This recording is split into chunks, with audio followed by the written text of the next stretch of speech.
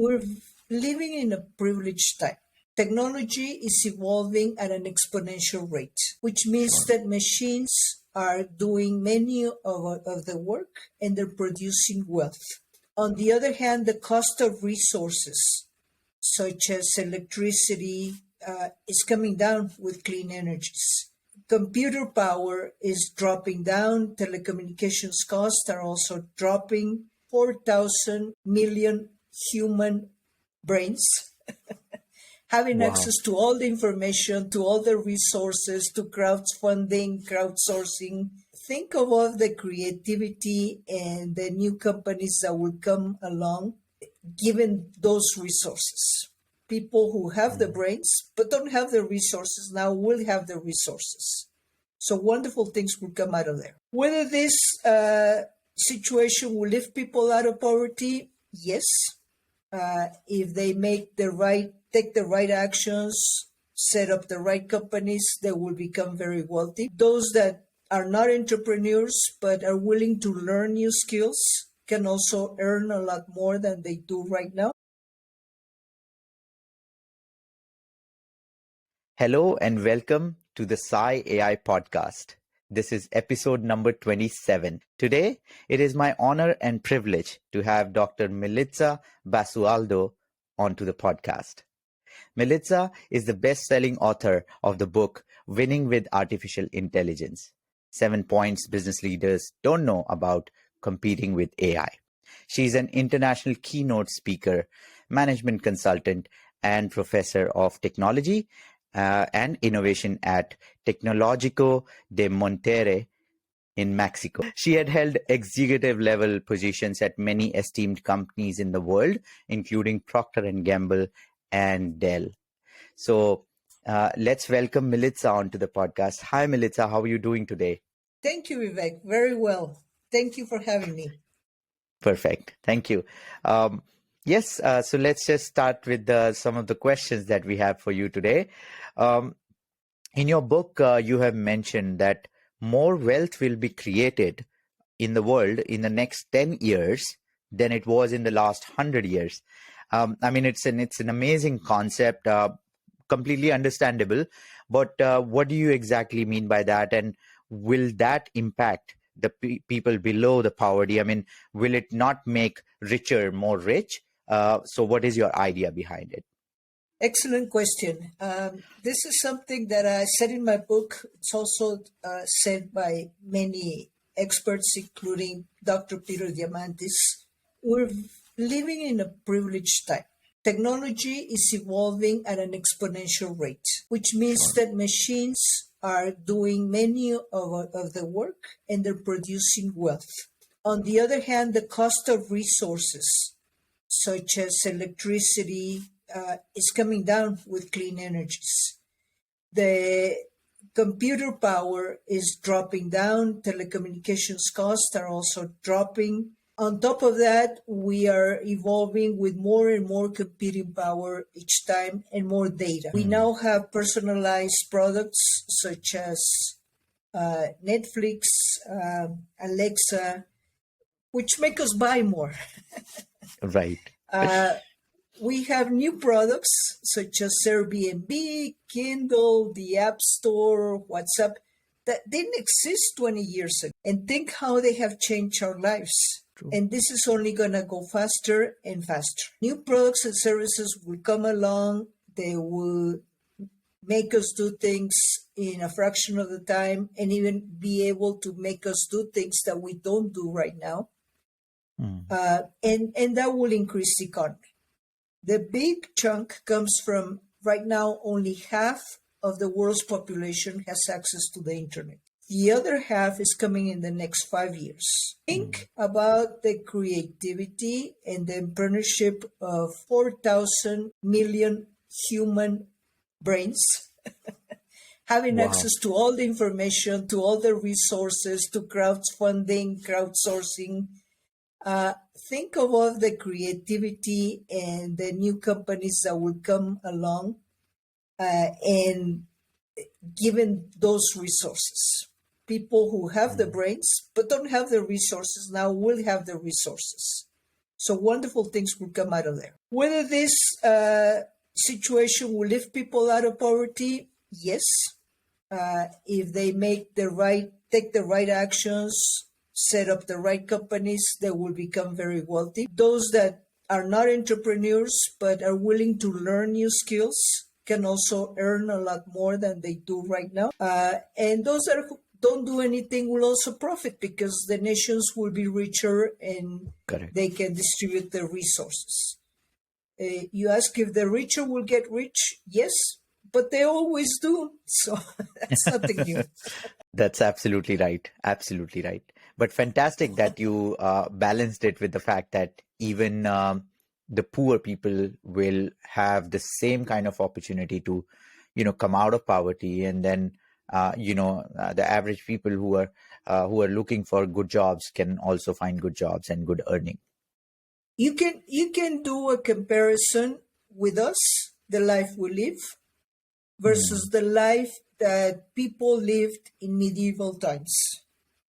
Right. They were servants to a great lord. They probably lived in poverty. They barely had to eat. Whereas we don't think about those things. Are we richer compared to those? Yes, probably. Sure. Why? Because we have more resources. Fantastic. Great point. And thank you for elaborating that. Right. So what is your opinion about the strong AI or the superior AI, as you've mentioned in your book? How will then machines or algorithm possess consciousness and attain human level intelligence in terms of self-awareness? I'm sorry, I just clubbed consciousness with strong AI, but yeah. Right now, we have what we call narrow AI. AI can do a specific task very well, but it doesn't even know the rest of the world exists. Right. So it's very narrow.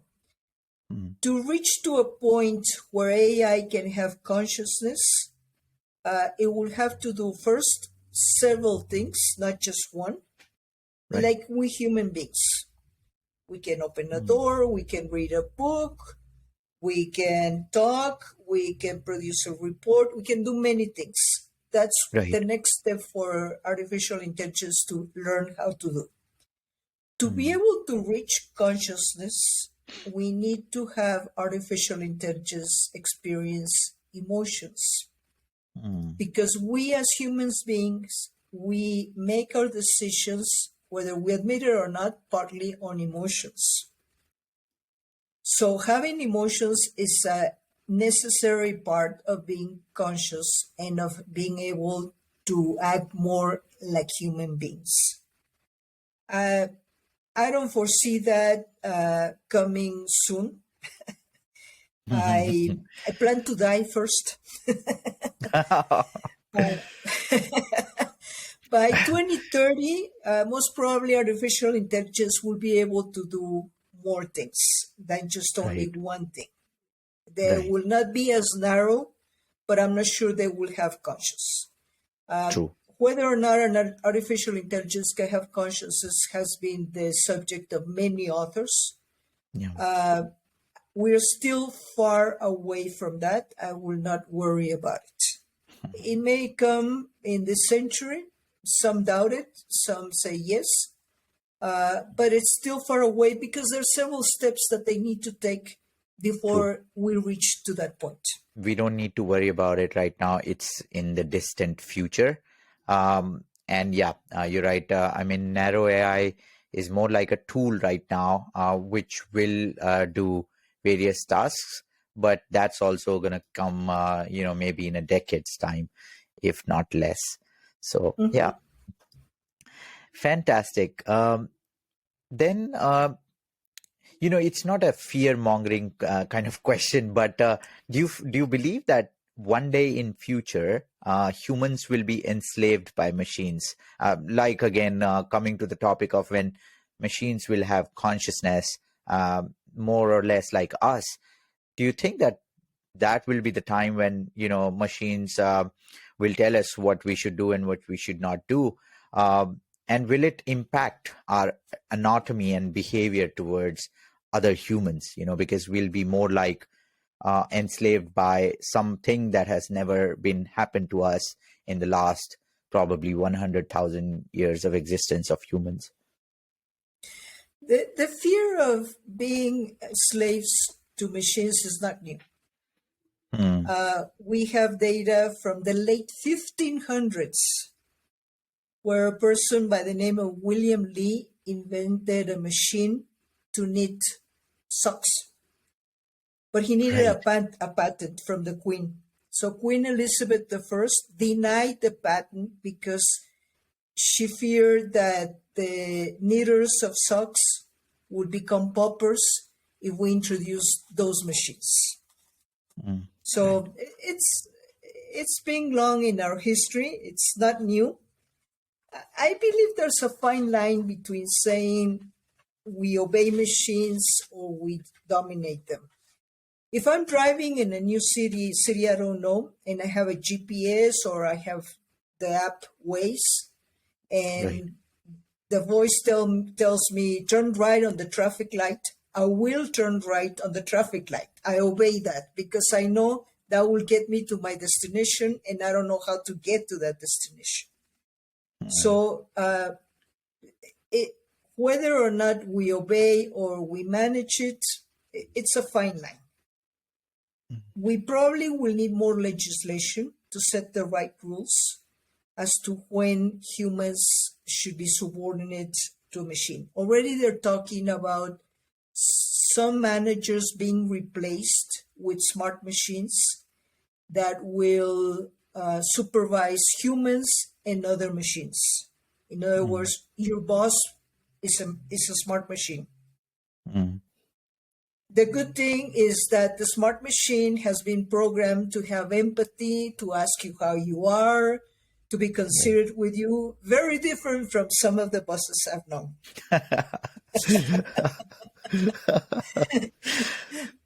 But that's right, what we're beginning to see is the rise of what we call the CoBots. CoBots are humans working with robots, with smart machines. And they will produce far more wealth than either machines by themselves or humans by themselves, because they can feed on each other. By the end of this century, most of the tasks will be done by machines. I mean, I'm not going to be here to see it, but so taking orders from a machine, if it makes sense, if it helps me to make my job better, yes, I will do that. Like, for example, right now we have artificial intelligence that can detect cancers more accurately than the expert doctors. So a doctor would be a fool not to see that the machine is telling them, we have this cancer here. Say, no, I'm not going to obey it. Of course, if the machine is correct, and I don't see it, I will take that. Having the machines take over the repetitive tasks is a good thing, because it will free us humans to be able to do more creative tasks.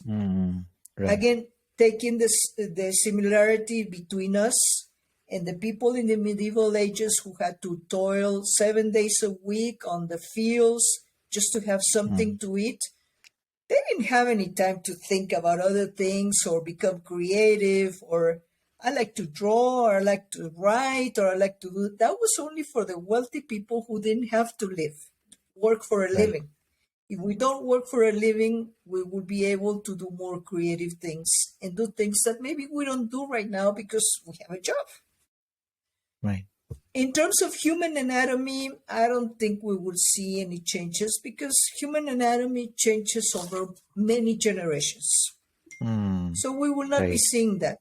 I think that will be gradual. In terms of behavior, what the experts say is that we're surrounded by machines that are more and more intelligent, that know more and more.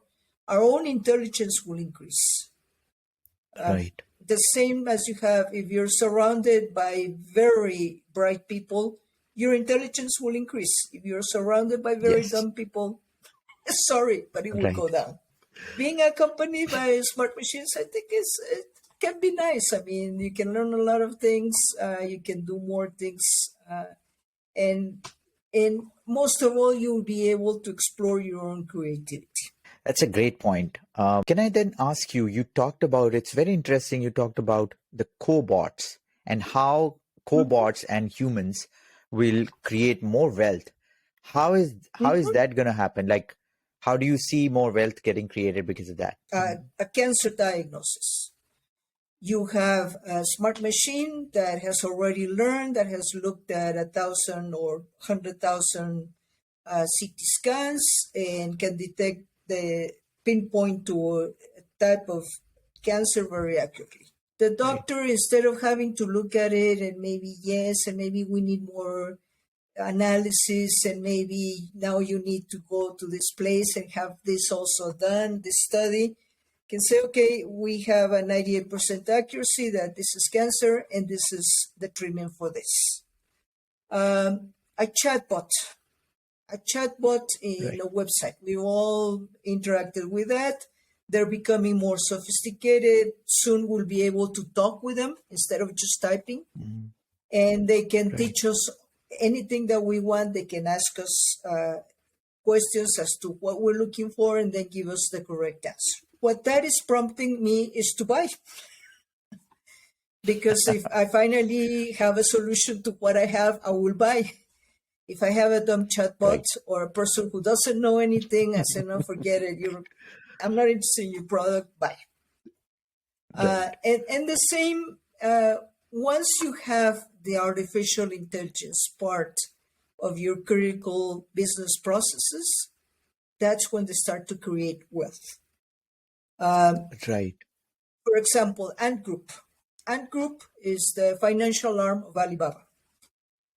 Hmm. It cleaned their process, it introduced artificial intelligence, and now people, their clients, can request a loan and type in the information on their cell phone in less than 3 minutes. Hmm. And Ant Group will only take a few seconds to decide whether or not to give that loan. And if it decides, yes, you can have the loan, it will immediately transfer the funds to your account. The clients are happy because they get the service very fast.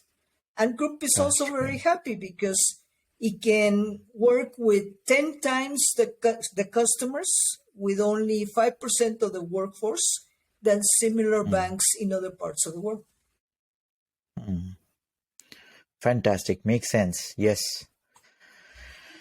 Right. So my next question to you is, of course, the tech companies, the hardcore tech, are leveraging AI already and are getting profitable. But what about the non-tech companies, sort of pharmaceuticals, healthcare and others? Um, what do you think, for example, a supply chain company would do to integrate AI into its core operating models to be able to become more efficient and to be able to, generate more wealth? In my book, I give 65 examples of how to use AI. Right. Many in a profitable way. Uh, Hmm. Many of those uses apply to all types of companies. For example, the number one use is customer experience. Hmm. Customer experience, well, all companies have customers. All customers need some service. Chatbots is the number one use of artificial intelligence. But artificial intelligence can also be used to make digital commerce more personalized. It can improve the productivity of the employees. It can lower the risk. It's reducing costs right now. It's increasing employee engagement, and it's improving market effectiveness. Uh, Examples that we're seeing right now. For example, you call a call center, and the call is answered by the agent, and each call is separate. But now artificial intelligence is beginning to say, okay, I can take the call, translate the voice to text, I can apply text analytics, and I can detect out of the thousands of calls you receive whether there are new trends emerging. Are customers complaining about something specifically that they were not complaining 2 weeks ago, for example? Or are they asking a new question that they weren't asking a month ago? And they can produce a report to the executives saying, these are the trends of the calls you're receiving, which right now we have no idea because no one's going to listen to all the calls and try to do some text analysis on that. For supply chain, just as in any other industry, artificial intelligence covers all industry. With supply chain, you can have artificial intelligence manage the inventories more accurately. You can increase the warehouse efficiency. You can improve safety, can reduce cost, and above all, you can deliver the products on time.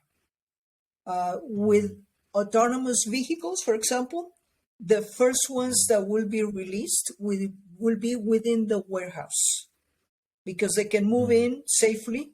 They're not out on the road. They're not going to run over anybody. And they can bring a lot of efficiency and accuracy to the operation. So all companies, tech and non-tech, can take advantage. Most of them are. The problem they're having right now is to scale artificial intelligence, which is why I wrote the book. Right. Installing artificial intelligence, the technology is fairly simple. You can develop a chatbot within hours, a simple one within hours. You can take software off the shelf, put it in, and you can have artificial intelligence. Heck, every time we use Gmail and Gmail completes the line, you're using artificial intelligence. Yes. That's nothing new. Now, to get it to scale and to get to a point where you can say 20% of my revenues are coming from artificial intelligence, then you need to do other things within the company. It's more of an organizational issue, which is why I wrote the book. You need to clean up the process. You need to move to another business model, and you need to do a lot of change management and work with the people. Really great points that you've mentioned. And I would encourage whoever will be listening to our podcast is to, read this book. I am also reading it right now, and it's fantastic what you've mentioned there. Very practical implications of AI. So let's move on to the next question. You've also mentioned in your book about the myths in AI. Do you think that a day will come in the distant future, not now, when AI will achieve intelligence beyond human level intelligence, that they no longer need data, like in terms of, grasping the knowledge ontologically and epistemologically by reading and sensing their environment, just like humans can do today? Although it can be debated, as to how much human brain can grasp from its environment today with our limitations on our senses, our vision spectrum, our hearing spectrum, the decibels that we can hear, and we can only interpret that data, and the brain can then give the output. And also the dimensionality of the fact, which is we can only interpret three-dimensional world. But do you think that AI can actually surpass that? And I'm sorry, I started with myths about AI, but I wanted to add this so that you can sort of clear that fog out for us. There has been a lot of talk about AI reaching human intelligence. Ray Kurzweil, he's saying that this will happen by 2045, and it's called singularity. Singularity, yeah. Some say it'll never happen. I believe Ray Kurzweil has been accurate 87% of the time, so I'll believe him. The point is, once AI reaches human intelligence, we humans will increase our IQ slightly, but AI Sure. will continue to, to increase to the To point go that up. by the end of Yes. this century, AI will be 100 times more intelligent than us, Mm, which is right. a whole different world. Uh, Right. whether or not it happens on 2045 exactly, uh, we don't know. But around that time, it could be happening. On the second question, whether machines can learn, machines can now see, hear, detect emotions. They can sense many things. So, will they be able to come up with new ways of feeding? Yes, of course. We already saw that in the championship of Go that took place in South Korea Yep. in 2016. The machine Yes. came up with a move that no human had thought of before. In Right. fact, that surprised Right. everybody. Yeah. So just as it came up with that particular move that none of us had thought of, well, I never played Go, so I'm okay. The artificial intelligence will be coming up with new ways of doing things that we had never thought of, simply because they Right. have the computing power to do all of that and to analyze step by step. So would that be happening? Yes. And that's part of how they're going to get 100 times smarter than us. How do you think AI helped create business advantage? You mentioned a lot of it in your book. How it creates business advantage or competitiveness. Will it not ensure that a new set of tech savvy leaders can only go to the top because they understand AI and computer science well than the traditional entrepreneur? So how does that change happens? We have the leaders who are tech savvy and business savvy right now are producing already exceptional results. You see Amazon, we all buy from Amazon. Right. Frankly, it's not only because of the pandemic, but you say, well, I need this specific thing. And if I go to the store, they probably won't have as much assortment as Amazon does. And I Right. can buy it and it's here tomorrow. So it makes my life easier. Right. Netflix, for example, is producing wealth, competitiveness, because 80% of the videos we watch on Netflix come from the recommendations of one video that we picked. In other words, artificial intelligence in Netflix are looking at what is of interest to us.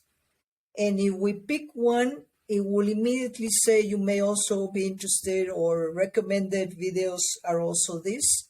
And they're related.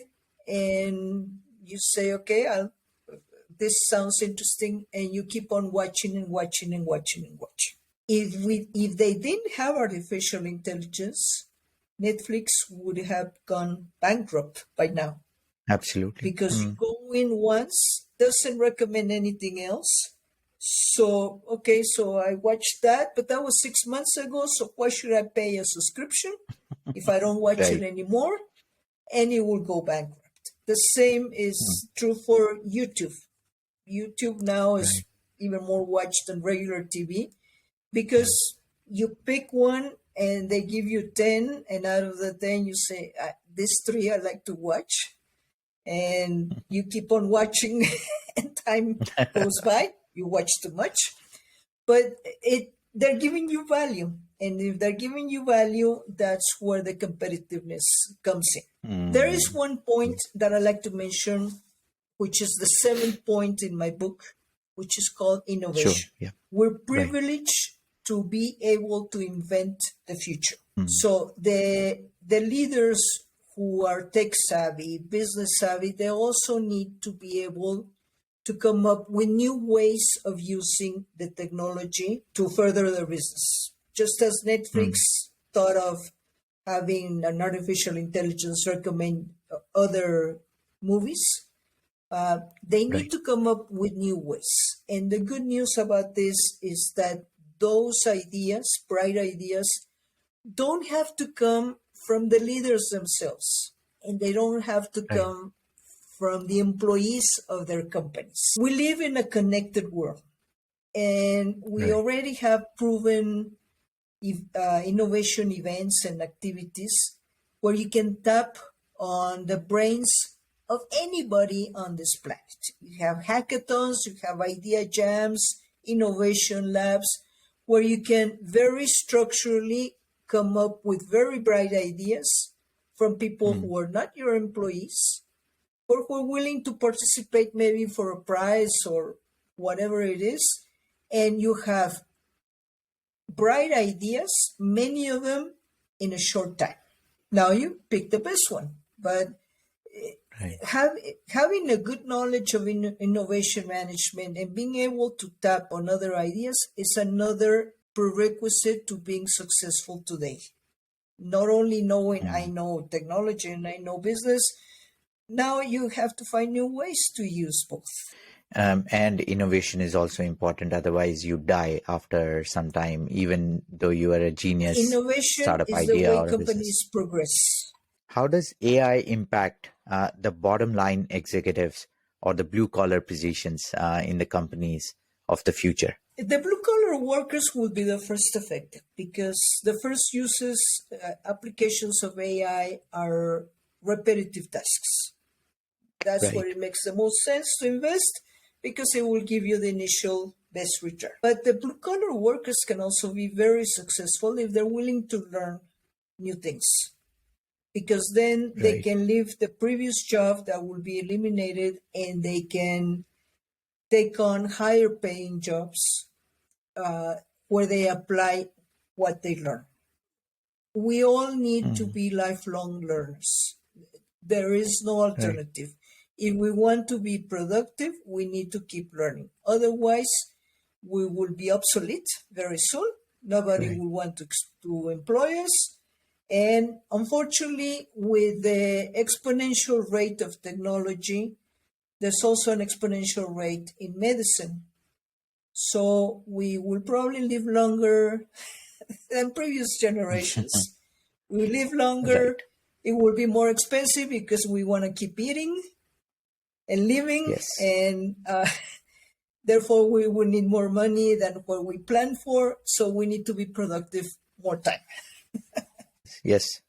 So then, connected to that is this question that when you say that the blue collar positions will fade out unless they themselves, acquire new skills, does it Yes. mean that countries like Finland has done it recently and others are also thinking about it, is to bring the UBI or the universal basic income, in which, people who are no longer needed in the jobs, can actually sit at home, and then, the government will provide everything like the shelter, the food and everything, just because, the jobs will eventually go to the machines.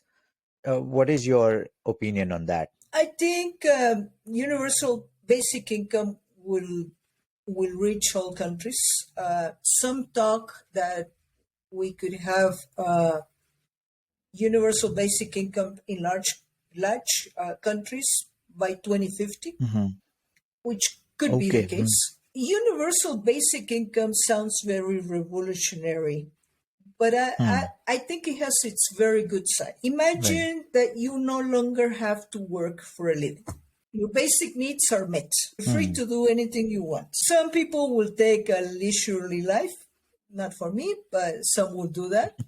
But even Right. with universal basic income, you're still free to become an entrepreneur and earn more Right. money on other parts.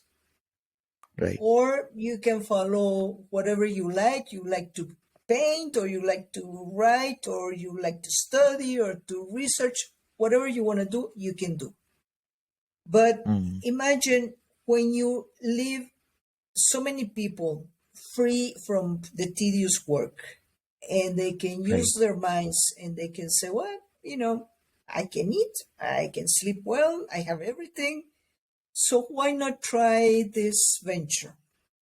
don't have anything to lose, and I could create some additional wealth for me. We Right. could be having a renaissance of creativity and entrepreneurship if universal basic income comes to many countries. People will be free to do whatever they want. Some will take that route. So it could be a very good thing. It could boost humanity with that. We talked about creating wealth. Here's another way that wealth will be created in the future. Absolutely. It sounds very logical and it looks like it'll be the future.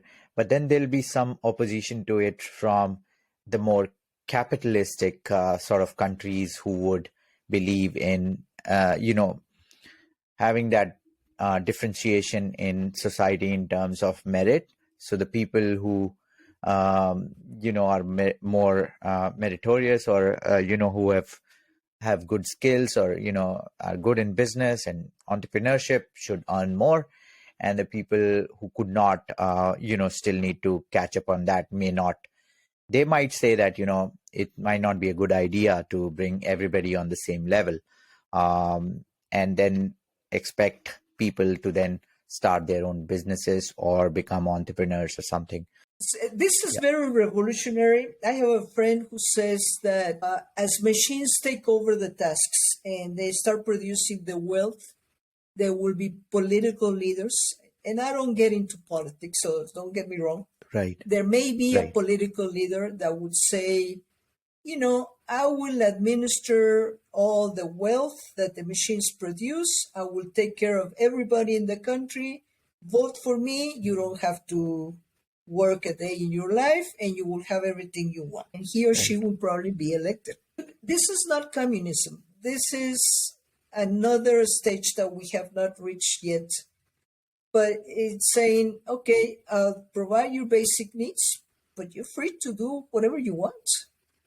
You still want to work or you want to set up a new company, you can do that. You're free to become a multi-billionaire, even with basic universal income. And people are free to work for you if you have the jobs for them, in addition to their basic income that they have. Absolutely. Does make sense. Yeah. Right. All these, were great discussion about business and innovation and AI. But let me take you to a different journey, a little philosophical one that I kind of ask all my guests is because you're so experienced and, you've written books, you've worked, all your life and have given so much value to the society. What is your opinion on the meaning of life? What is the purpose of life? Why are we here? That's a great question, Vivek. I do not have the answer to this question. I don't think anyone has. Some claim they do. I believe there are many ideas about the purpose of life, but there is no one universal answer. I do have a humble opinion, which is we're here to grow and to serve others. If we can leave this earth, this world, a better place than when we came in, I think we would have fulfilled the purpose of life. That's a great point. Fantastic way to, end our podcast. I had so much fun, Militza, believe me. And, in the future, if you would have some more time for us, depending on your schedule, we can go for another round asking you some really cool questions on AI and other stuff, and hopefully some philosophical ones as well. Certainly, I've enjoyed very much our interview. I look forward to the next one. Thank you so much, Militza. You have a great day. Thank you, Vivek. Thank you.